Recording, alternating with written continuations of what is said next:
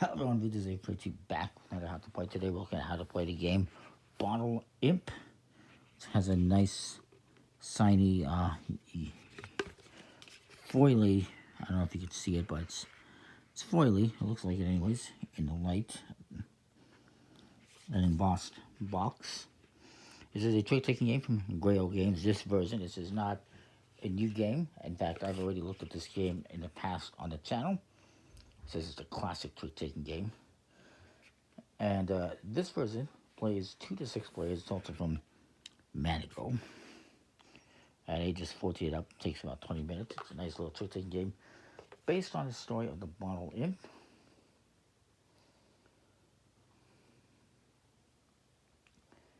It says here everyone around the table wants to acquire the bottle, like grants all wishes, but you want to get rid of it before it's too late.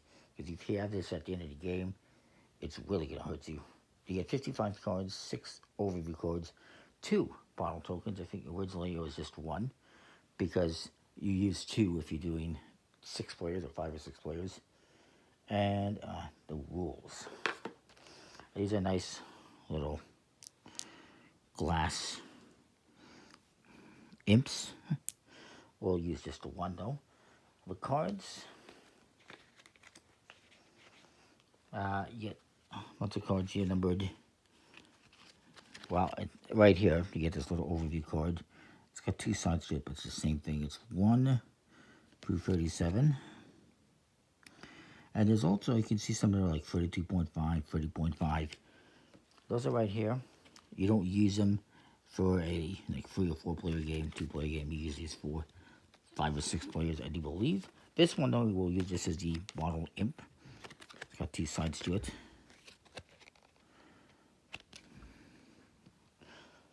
And we'll start with this in the middle table.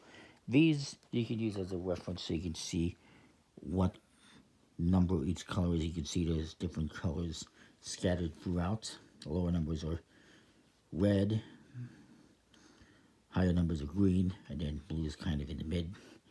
And 19 is right in the middle, 1 through 37. And there are the cards, and they each have different points on them in a little bottle in the corner.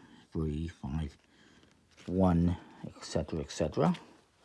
They're also got a foily back design. It's hard to see in this lighting, but it's foily with kind of a bit of emboss, interestingly enough. Very nice, good quality. No linen finish though, so there's that. They blew the budget on the foil. And so yeah, what's different about this one from the previous one is that this one plays up to 6 players. I think before it was just 2 to 4. And so there's a second bottle. And it's different as well. And the artwork and everything is a little bit different. It's also a much smaller package than the one I previously got. So it's kind of cool. I'll probably keep this one and sell the other one. 54 cards is 18 of each color in blue, green, red, plus the 1 Bottle Imp card, the black one.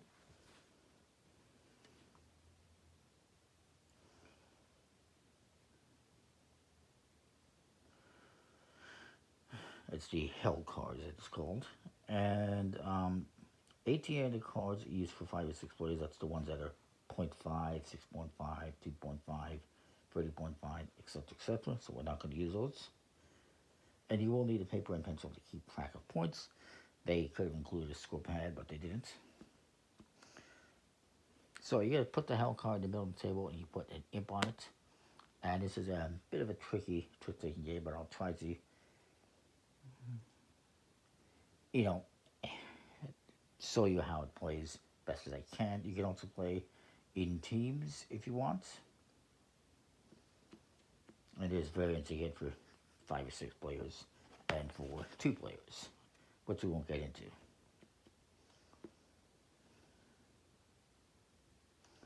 And he's going to deal out all these cards to all the players.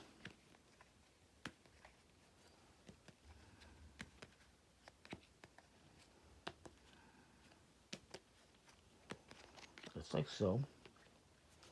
And then everyone is going to, I believe, discard one card. Yes. So everyone's gonna look at their hand and they're gonna discard a card. You know, maybe I discard whichever. And these are gonna go here into the Hill's hand. And we'll put those there.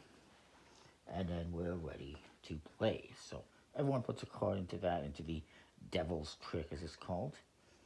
You cannot look at these cards, you just put them face down. And then you're also going to exchange two cards, one with your neighbor on your right and one with your neighbor on your left.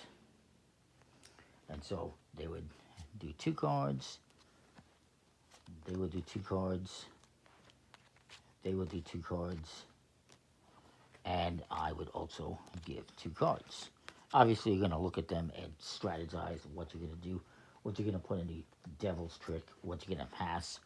But I just want to point that out. You are going to pass cards to the left and the right, and everyone starts off putting one card into the Devil's Trick, which the person who wins at the end of the game, or at the end of the round, will collect and add to the score. So, person to the left of the deal will start by playing a card. And it doesn't matter which color is played, but other players must follow suit if they can. If you could not, then you can play something else, any color. And so I will show that. Let me see if I can do it. I'll play a 25 in orange or red. This guy has to follow, so he will. And he'll play the 28. This guy cannot, so he's just going to play something else. He'll play, he plays the 24. And then this guy can and will follow, so he will play the 12. If you play a card that is lower than the value of this imp, the 19, your card now becomes the new imp and you win the trick. Basically, to put it lightly.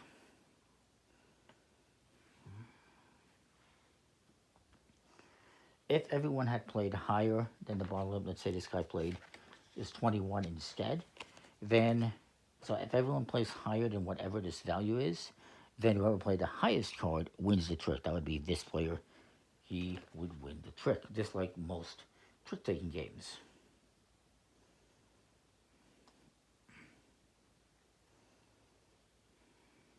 However, and it doesn't matter if they followed suit or not. So even if he didn't follow suit, let's say this guy hadn't followed suit.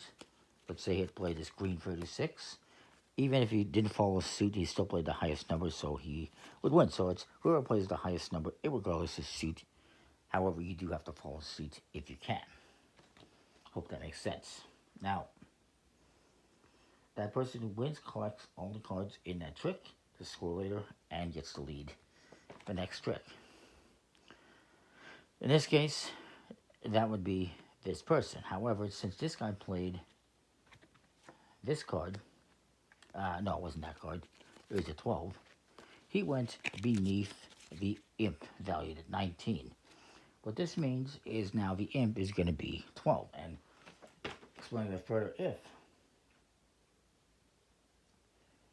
no one owns the bottle imp and then has a value of 19, but that value and price of the bottle can change. Anyone plays a card lower than the current value of the imp, the bottle imp automatically transfers to that new owner at the end of the trick. So in this case, he's going to get this imp. And the value now is going to be 12. However, if more than one person had played under the imp, let's say I had played a 5. This is where it gets kind of interesting. Let's say I had played this 5 instead. That's what I started off with. He didn't play the 12. And it's going to be whoever plays, the person that wins the trick is going to be the person who plays the highest card under the value of the imp. So even though this guy played the highest card, I know this is confusing, he played the highest card, but he played the highest card under this value, so he would win and take the imp. If he's the only one who played, which was the case, then he would still win and take the imp.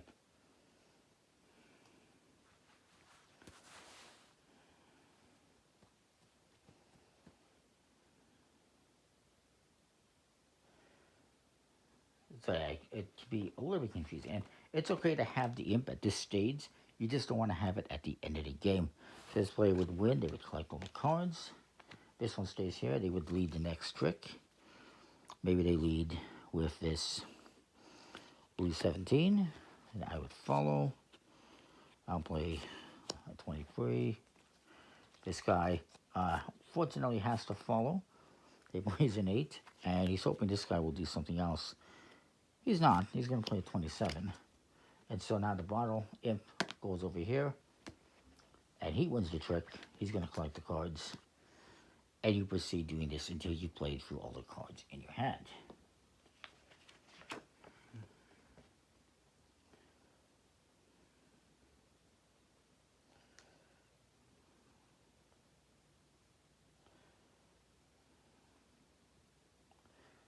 So, let's just continue. It's best if I continue just to show you how it's played. Maybe this guy plays this 18. This guy cannot follow, so he won't play green 33. This guy has to play green, so he'll play 21. And then it comes to me, and I will play... I'll play the 14 to get rid of that lower card. So, highest card wins. That's this one, so he gets to collect all these cards. He gets to lead the next one, so he leads green 34. 31. 37. And then this guy, oops, has to play 36, unfortunately, to follow suit. So I would win. And I would get to lead the next one. So maybe I lead this red 22. This guy will follow. He'll play the 9 to stay above the 8. This guy will play the 16, I guess. And this guy will play... Well, he has to play red, so he has to play a 7. That means he's going to get the imp. And he wins the trick. So if you get the imp, you're going to win the trick. Otherwise, it's whoever plays the highest card. Regardless of what seat was led. Hopefully that makes sense. So this guy leads, and he plays this blue 35. He's not happy. He's got the 1. That's not good. I'll play a 13. This guy will play a 15. And this guy will play a 6. He'll play the 6. He'll take the imp. He's pretty confident he's not going to keep it. And sorry, this guy gets that card back. This guy wins the trick. He leads a card. He's going to lead this 11. This guy will play a 20. I will play a 30. And this guy will follow with a 4. He takes the imp right back. And he wins the trick. And then he leaves the last one. And this guy ends up with the imp, for better or worse. Actually, no. No, he didn't. Because it's actually going to be the highest card on this valley. So he still kept it. He screwed up. He's going to collect that one. And he's going to win all his cards. So he actually screwed up. So that guy got lucky. So I was like, that guy, he's got the 1, but I forgot it's the highest card under the value of the imp that's going to win. So he kind of screwed himself over. So then we would look at the scoring. If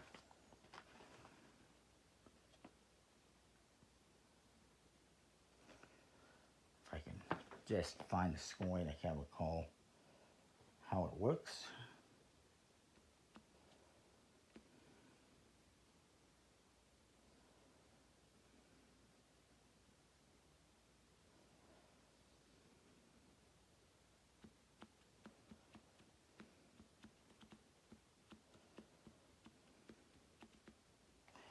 So yeah, we're all going to get whatever points are on our cards. So I would have 6, 4, 6. I would have 10, 21. This guy has a bunch, but he also has this. Which means he's going to get these cards. So actually, it might not be too bad for him. Because he's going to have all these positive points. 6, 7, 8, 9, 10, 11, 12.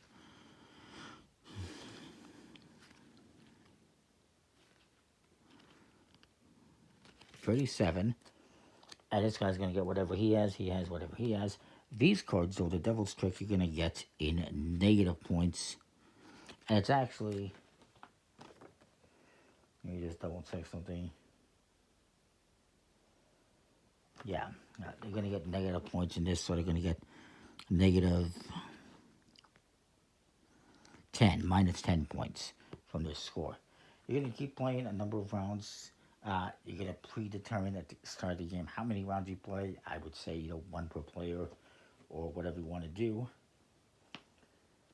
And whoever has the highest total victory points at the end wins. Or you could do, as suggest, you know, the dealer, everyone gets to be a dealer twice. Or you could just do 1 round per player or whatever. But, yeah, so whoever has the most points at the end wins. Keep in mind, if you get these cards, these are negative points, the Devil's Trick. So, it's an interesting little game. It can be a little bit confusing. I would not recommend playing it necessarily if you've never played a trick-taking game in your life. Because, again, you do have the typical trick-taking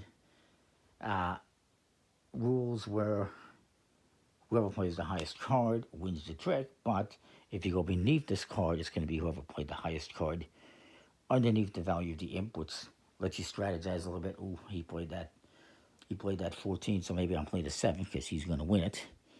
Type of a thing. Or I get rid of my 1, which that guy should have done a long time ago. But yeah, you have to keep that in mind. It's changes things up a little bit. So it's pretty cool. I do like it. Comment, like, subscribe, what you think. Hopefully that makes sense, and we'll see you next time. Thanks for watching.